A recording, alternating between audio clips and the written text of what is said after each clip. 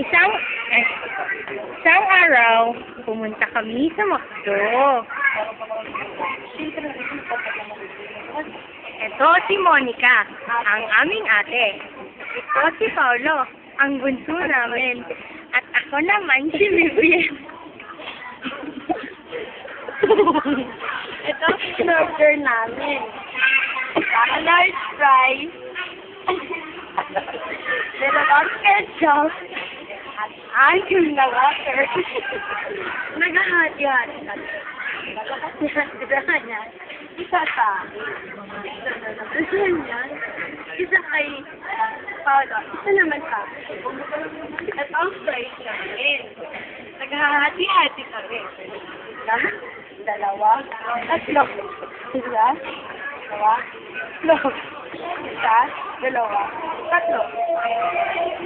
Ganyan, ganito lang to hanggang maghahati-hati na kami. Ito lang yung nalimutan namin eh. 36 pesos. Ang mahal pala dito sa McDo. Gaya sa Starbucks. Doon kami tumatangkay.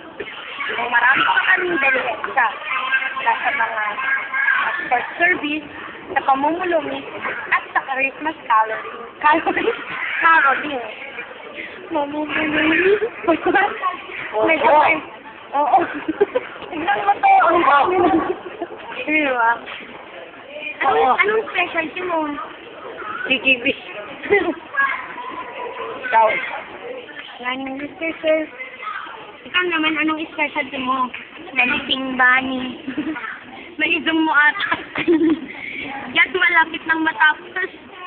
Kanan. Oh, may mo. Hindi ka ba? Yan naman ang gusto namin. Tama. Ayan, naghahati-hati na lahat. Wala na. Wala.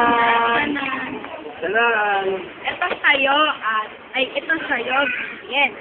Ito naman, kay Paolo. Ito sa akin. Pasensya na kung ginahawak ko.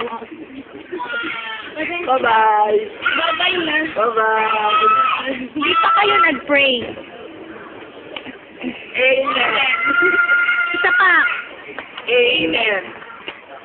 At yun lang ang istorya ng aming araw-araw na pamumuhay. Hanggang sa muli, paalam!